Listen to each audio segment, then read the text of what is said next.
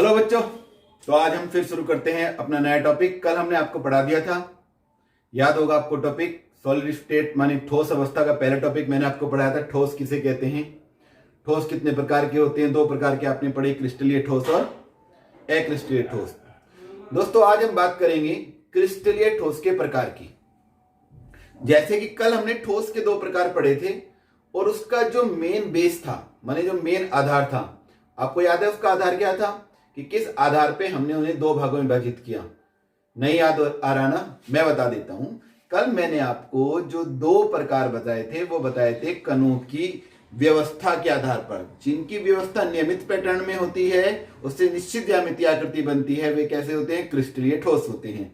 और जिनकी कणों की व्यवस्था कैसी नहीं होती है, नियमित नहीं होती, इर्रेगुलर रहती है, शॉर्ट रेंज वाली होती है, लघु परासी वाली होती है, उसे हमने कहा था अक्रिस्टलीय ठोस पदार्थ। और अक्रिस्टलीय ठोस पदार्थ के हमने आपको कई प्रकार बताए थे कि इन्हें हम क्या क्या कह सकते हैं। मैंने आपको अंग्रेजी में बताया था, से हम नॉन क्रिस्टलाइन सॉलिड भी या अमोर्फस सॉलिड भी कह सकते हैं। इन्हें हम अतिशीतित द्रव सुपरकूल्ड लिक्विड भी कहते हैं, सेमी सॉलिड भी कहते हैं। इस प्रकार से मैंने आपको काफी कल बताया था और आशा करता हूं कि आपने अच्छी तरीके से समझ लिया होगा। आज हम आपको पढ़ाने जा रहे हैं क्रिस्टलीय ठोस पदार्थ के प्रकार। तो जैसा कि मैंने आपको बताया कि इसका भी कोई बेस होता है। जब भी हम किसी चीज को वर्गीकृत करते हैं या उसके टाइप्स लिखते हैं, प्रकार लिखते हैं, तो उसका कोई ना कोई आधार होता है कि किस आधार पे हम उनको बराबर बराबर भागों में विभाजित कर रहे हैं, किस आधार पर हमने उसका वर्गीकरण किया है। तो यहां जो वर्गीकरण किया जाएगा क्रिस्टलीय ठोस पदार्थों का। किसका वर्गीकरण करेंगे हम, क्रिस्टलीय ठोस पदार्थ का। याद है दोस्तों आपको आज तारीख क्या है, आज की तारीख है 21 अप्रैल 21 अप्रैल और चल रहा है लॉकडाउन।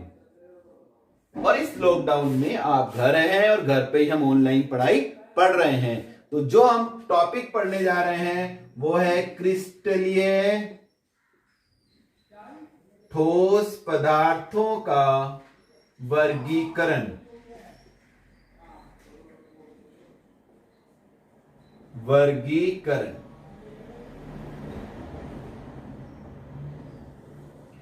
ये जो वर्गीकरण का आधार है, जैसे कि मैंने आपको बताया कि कोई ना कोई आधार अवश्य रहता है कि किस आधार पर हम इनका वर्गीकरण कर रहे हैं।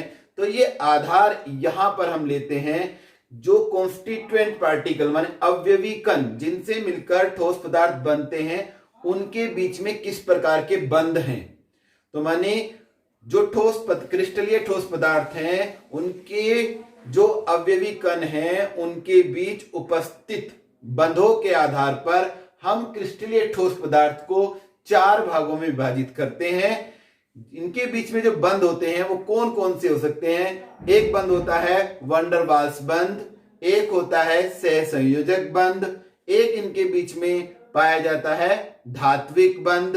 ठीक है, तो इस प्रकार से इनके बीच ये बंध पाए जाते हैं और इन बंधों के आधार पर ही हम इन्हें अलग अलग भागों में विभाजित कर देते हैं। तो यहां हमारा जो बात चल रही है क्रिस्टलीय ठोस पदार्थों का वर्गीकरण, तो हम सीधी सी बात लिखेंगे, अवयवी कणों के बीच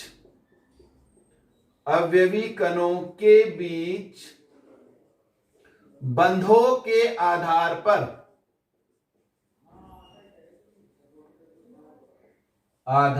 पर क्रिस्टलीय ठोस पदार्थों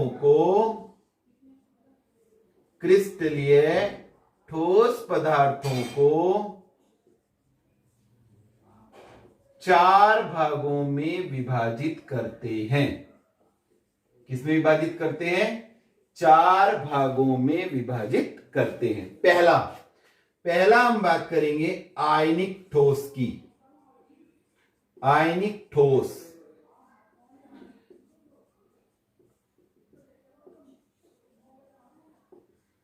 आयनिक सॉलिड इन्हें हम अंग्रेजी में कहेंगे। जैसे कि इसके नाम में लिखा है, क्या नाम लिखा है बताओ, आयनिक ठोस। ठीक है, तो आयनिक ठोस का मतलब यह है कि जो इनके अवयवी कण हैं, ऐसे क्रिस्टलीय ठोस पदार्थ जिनके अवयवी कण आयन वाले होते हैं। कौन से वाले होते हैं, आयन वाले होते हैं। ऐसे ठोस पदार्थ आयनिक ठोस होते हैं। सिंपल सा है, इसके नाम से ही पता लग जाता है। यदि अवयवी कण, यहां लिखा अवयवी कणों के बीच बंधों के आधार पर, यदि अवयवी कण कैसे हैं, आयन है, और आयन के बीच में जो बंध होता है, धनावेश और ऋणावेश, दो प्रकार के आवेश होने पे दो आयन बन जाते हैं, धनायन और ऋणायन। और विपरीत आयन के बीच में जो बल होता है उसे हम स्थिर विद्युत बल कहते हैं। तो प्रबल स्थिर विद्युत बल इनके बीच में होते हैं, जिन्हें अंग्रेजी में कहते हैं इलेक्ट्रोस्टैटिक फोर्स। क्या कहते हैं, इलेक्ट्रोस्टैटिक फोर्स। तो ऐसे क्रिस्टलीय ठोस पदार्थ जिनके अवयवी कण आयन होते हैं, पहली बात, जिनके अवयवी कण आयन होते हैं और उनके बीच प्रबल स्थिर विद्युत बल होता है, आयनिक ठोस कहलाते हैं। ये जो यौगिक होते हैं, ये जो आयनिक ठोस होते हैं, ये बहुत कठोर होते हैं और भंगुर होते हैं। इनके गलनांक और क्वथनांक भी उच्च होते हैं। जैसे हम बात करें NaCl, सोडियम क्लोराइड, दूसरा उदाहरण जिंक सल्फाइड, आदि उदाहरण हमारे इस तरह के हैं जो आयनिक ठोस को रिप्रेजेंट करते हैं। तो आपको बात समझ में आ गई होगी आयनिक ठोस कौन से होते हैं। अब दूसरे प्रकार के हमारे जो ठोस होते हैं 2 नंबर, वो हम पढ़ेंगे। कौन सा, सहसंयोजक ठोस। सहसंयोजक ठोस, इन्हें हम कोवेलेंट सॉलिड कहते हैं।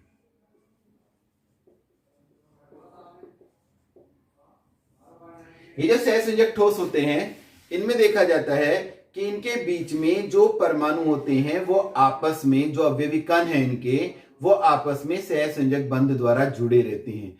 अक्सर देखा गया है कि ये बड़े मॉलिक्यूल होते हैं, इन्हें हम जॉइंट मॉलिक्यूल भी कहते हैं। जॉइंट माने दैत्य के आकार के, माने बड़े बड़े विशाल अणु, इन्हें हम कहते हैं सहसंयोजक ठोस को। इनका दूसरा नाम है नेटवर्क ठोस, क्योंकि इसके जो परमाणु हैं वे आपस में जुड़कर एक नेटवर्क जैसी संरचना बनाते हैं, इसलिए हम इन्हें नेटवर्क सॉलिड भी कहते हैं। तो ऐसे ठोस पदार्थ जिनमें परमाणुओं के बीच या जिनके अवयवी कणों के बीच सहसंयोजक बंध होते हैं, क्योंकि बंध के आधार पर वर्गीकरण है, सहसंयोजक बंध होते हैं, वे हमारे सहसंयोजक ठोस कहलाते हैं। इसके मुख्य एग्जाम्पल अगर हम लेते हैं तो वो होता है हमारा कार्बन में ग्रेफाइट और डायमंड। सिलिकॉन कार्बाइड भी इसका एक मुख्य उदाहरण रहता है। ये सभी पदार्थ भी हमारे कैसे होते हैं, ये सभी पदार्थ भी हमारे कठोर होते हैं, हार्ड होते हैं, और दूसरा इनका प्रॉपर्टी रहती है, ये भी भंगुर होते हैं। अब जो कार्बन के जो अपर रूप 2 हैं, एक ग्रेफाइट और एक डायमंड, ये आप जानते ही हैं। डायमंड एक ऐसा आपका पदार्थ है जो सबसे अधिक कठोर माना जाता है। तो डायमंड जो होता है वो हम देखते हैं वो विद्युत का चालक नहीं है, जबकि उसी का अपर रूप है या उसी का भाई है, उसका नाम है ग्रेफाइट, वो चालक होता है और ग्रेफाइट नरम भी होता है। तो ऐसा कारण क्या है, ऐसा कारण होता है जो ग्रेफाइट का कार्बन है उसमें पाया जाता है sp2 संकरण, और जो डायमंड का होता है उसके अंदर पाया जाता है sp3 संकरण।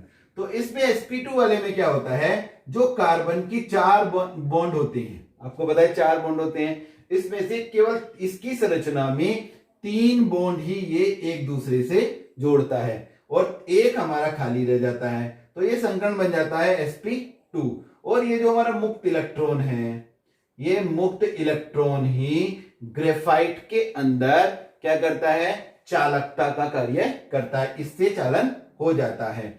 और इसमें एक और बात होती है कि इसमें अलग अलग परत बन जाती है, जिसमें 3 बंध जुड़ जाते हैं और एक नीचे बंध खाली रहता है। तो एक परत ऊपर, एक नीचे, एक परत ऊपर, एक नीचे, और वे परत चूंकि बीच में इसके जो मुक्त इलेक्ट्रॉन है इसके कारण इसमें बंद नहीं है, तो वे जो परतें बनी हैं उन परतों के बीच में क्या रहता है, ये एक दूसरे के ऊपर स्लिप करती रहती हैं। इससे ये परतें स्लिप करने के कारण ये नरम ठोस होता है।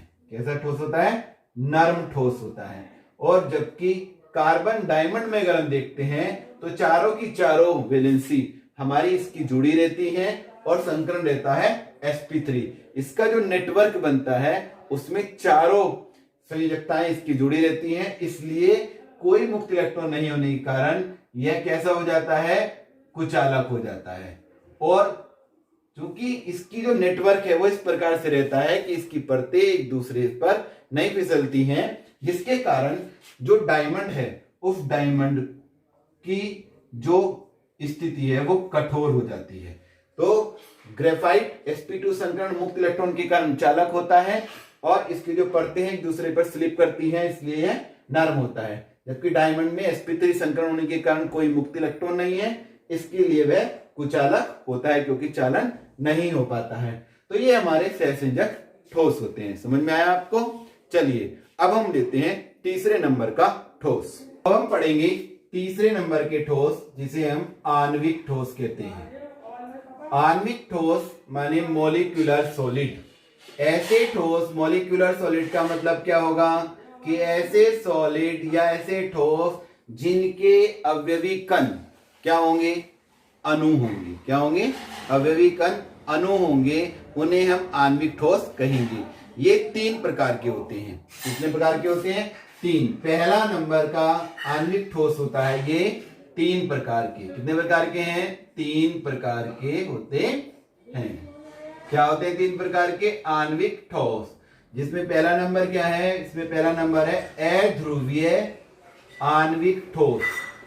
अध्रुवीय आणविक ठोस किसे कहते हैं? अध्रुवीय आणविक ठोस को अंग्रेजी में अगर हम बात कहेंगे तो नॉन पोलर मॉलिक्यूलर सॉलिड।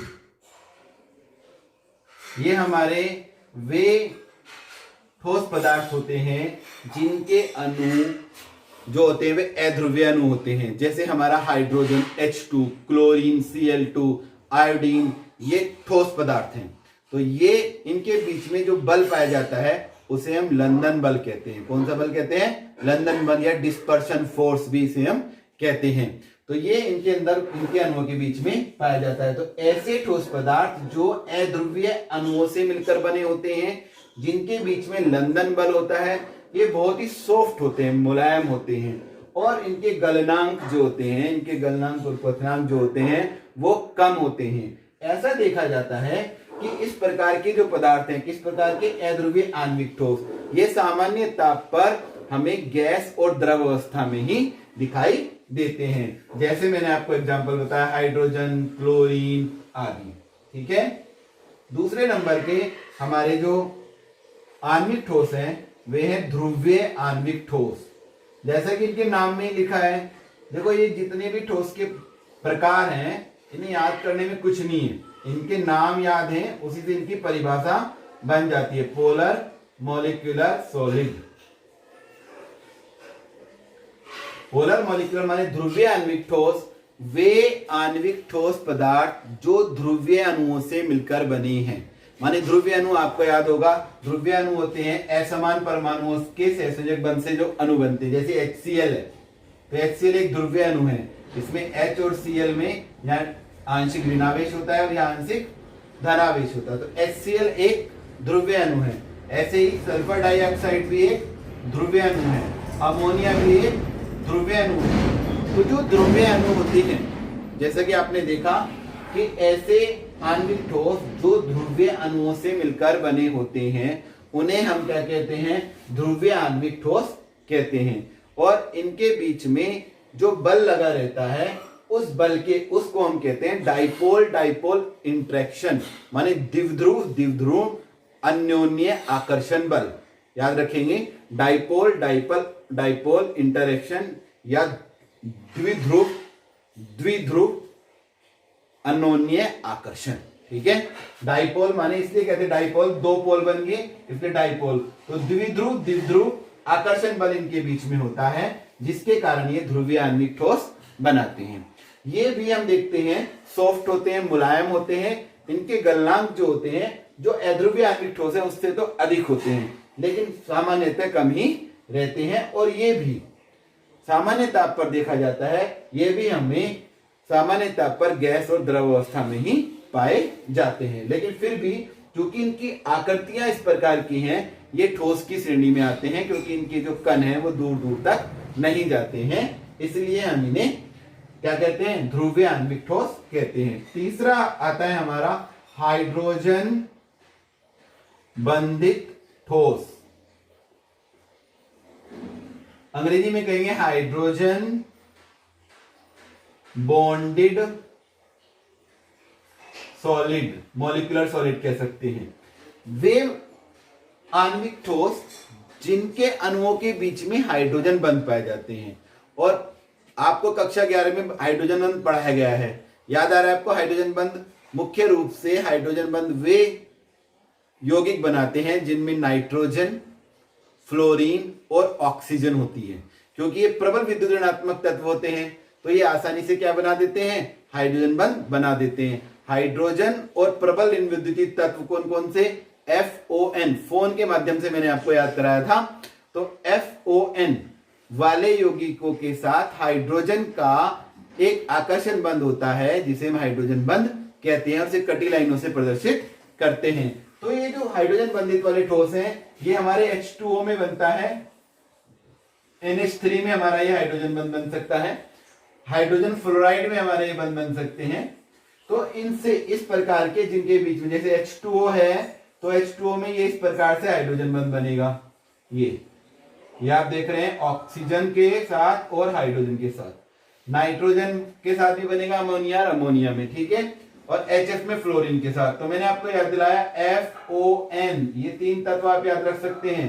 ऐसे यौगिक जिनमें फ्लोरीन, ऑक्सीजन और नाइट्रोजन पाए जाते हैं वे हाइड्रोजन वाले यौगिकों के साथ हाइड्रोजन बंध बनाने की प्रवृत्ति रखते हैं, उन्हें हम हाइड्रोजन क्या कहते हैं, हाइड्रोजन बंध वाले ठोस कहते हैं। देखो इसमें H2O आपस में हाइड्रोजन बंध से जुड़ गया है, NH3 जुड़ जाते हैं, HF जुड़ जाते हैं। और इस प्रकार के जब H2O माने ऐसे, फिर मैं आपको इसकी ब्रीफ करता हूं हाइड्रोजन बंधित ठोस की। वे आणविक ठोस जिनमें अणुओं के बीच हाइड्रोजन बंध पाए जाते हैं क्या कहलाते हैं, हाइड्रोजन बंध वाले ठोस कहलाते हैं। और ऐसे जो ठोस होते हैं वे हमारे इन दोनों प्रकार के ठोसों से थोड़े से कठोर होते हैं, हार्ड होते हैं, और इनके गलनांक भी इन दोनों प्रकार के ठोसों से अधिक होते हैं, ठीक है। तो ये आपको ध्यान रखना है। इसके एग्जांपल है H2O बर्फ के रूप में रहता है, आपने ठोस देखा है, लेकिन ये जो ठोस हैं हाइड्रोजन बंधित ठोस भी ये उतने हमारे कठोर नहीं है जितने हमने पहले पढ़े थे आयनिक सॉलिड और हमने सहसंयोजक ठोस पढ़े, ठीक है। अब हम पढ़ेंगे चौथे नंबर के अपने ठोस प्रकार। तो जो चौथे नंबर का हमारा ठोस पदार्थ होता है वो है हमारा धात्विक ठोस। धात्विक ठोस, मेटेलिक सॉलिड। ये जो ठोस पदार्थ हैं, क्रिस्टलीय ठोस पदार्थ, ऐसे क्रिस्टलीय ठोस पदार्थ जिनके अवयवी कण धातु परमाणु होते हैं, जैसे सोडियम, तांबा, आयरन, जो धातु है हमारे वे धात्विक ठोस कहलाते हैं। ऐसे ठोस पदार्थ जिनके अवयवी कण धातु परमाणु होते हैं धात्विक ठोस कहलाते हैं। इनकी विशेषता होती है कि ये अत्यंत कठोर होते हैं तथा साथ ही साथ इनके अंदर एक पाया जाता है गुण तन्यता का, टेंसाइल, माने इनके तार भी खींचे जा सकते हैं। एक गुण पाया जाता है इनमें लस्टर, माने इनमें एक विशेष प्रकार की चमक पाई जाती है। और एक गुण इनके अंदर पाया जाता है, आपने देखा होगा कि ये मेलेबल होते हैं। मेलेबल का मतलब होता है अधात वर्धनीय, माने इनके हम अगर इन्हें पीटते हैं तो ये फैलते हैं। तो ये तीन प्रॉपर्टी धातुओं की होती हैं, एक तो अधात वर्धनीयता, तन्यता और चमक उत्पन्न होना, ठीक है। तो इस प्रकार से ये धात्विक ठोस होते हैं। जैसे सोडियम है हमारा, इसमें क्या रहता है, ये ठोस हमारे दो अवयवों से मिलकर बने होते हैं। दो अवयव कौन कौन से होते हैं, एक तो धनायन और एक होते हैं मुक्त इलेक्ट्रॉन, क्योंकि जब धनायन बनेगा तो उसके इलेक्ट्रॉन भी होंगे। तो जो धनायन एक अपनी पूरी एक लाइन बना देते हैं, पंक्ति, उसको हम कर्नेल कहते हैं। क्या कहते हैं, कर्नेल, KERNEL, कर्नेल, ठीक है। तो ये इस प्रकार से रहेगा, जैसे सोडियम आयन, फिर सोडियम आयन, फिर सोडियम आयन, फिर सोडियम आयन, फिर सोडियम आयन। ये देखिए आप इसकी आकृति, ये इसलिए इनकी जो आकृति है, इनमें ये इलेक्ट्रॉन, ये इनके इलेक्ट्रॉन,